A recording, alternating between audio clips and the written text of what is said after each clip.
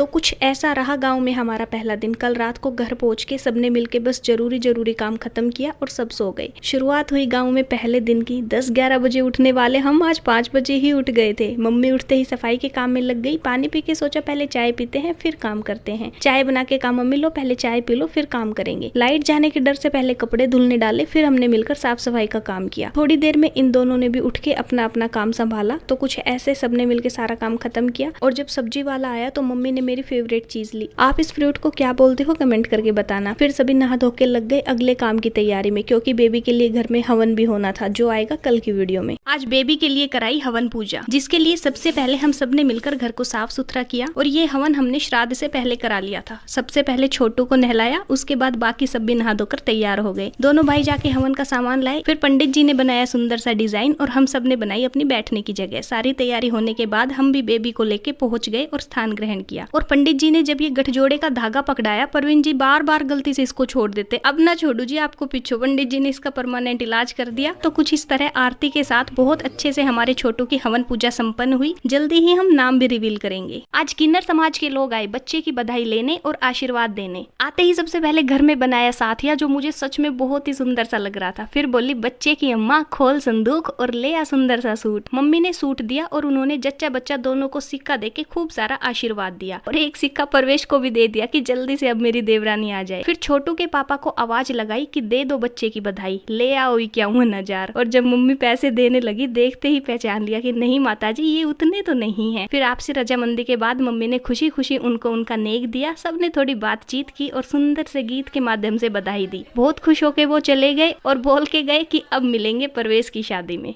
इधर मम्मी ने बेटी दिवस विश किया, उधर परवेश ने एक खुशखबरी दी। तो हम तो अच्छे भले अपने काम में लगे थे, तभी परवेश आके बोला भाभी एक पार्टी को जुगाड़ हो गया। मैंने इग्नोर किया कि ऐसे ही मजाक करता रहता है। फिर उसने दोबारा कहा कि सच में कुछ बात है। बोला कि अपने दोनों इंस्टाग्राम अकाउंट वापस आ गए। सुन के बहुत खुशी हुई, जैसे कोई बहुत दिनों से खोई चीज वापस मिल गई। सेम बात मम्मी को बताई, बोली ईब पकड़ लियो, ईब का मत जान दियो। तभी घर से मम्मी का फोन आया, उनको भी ये खुशखबरी दी। फिर सोचा चलो परवीन जी को भी सरप्राइज देते हैं। मैंने बताया कि जी देखो आप निकले थे ना अकाउंट्स को ढूंढने, ले ही आए दोनों अकाउंट्स वापस। इस खुशी में दोनों जाके लड्डू आए, सबने मुंह मीठा किया। तभी मम्मी ने मुझे डॉटर्स डे विश किया। लेकिन मम्मी वो तो कल था, पर बेटा लड्डू तो आज आए है ना। आज बेबी को 1.5 महीने का होने पर टीके लगे। सुबह तो एकदम साफ मौसम था। मम्मी जब लस्सी लेके आई तो ये शैतान भी मम्मी के साथ आ गया। परवेश ने सही इसका नाम सॉलिड बॉडी रखा है। आते ही पहला काम बाइक की चाबी निकालना। कई बार तो छुपा भी जाता है। इतने एनर्जेटिक अगर हम होते तो शायद ये मोटापा आता ही नहीं। एनर्जी खत्म होते ही मम्मी ने टॉफी दी अपनी और अपनी बहन की टॉफी लेके घर चला गया। थोड़ी देर में हल्की बारिश से शुरुआत होके मौसम एकदम मस्त हो गया। खुले आंगन में ये बारिश भी बहुत सुकून देती है। बेबी को आज टीका भी लगवाना था, लेकिन बारिश रुकी नहीं थी। जैसे ही रुकी मम्मी इसको लेके पहुंच गई और इसको आज 3 टीके लगे। बेचारा बहुत रोता रोता घर आया।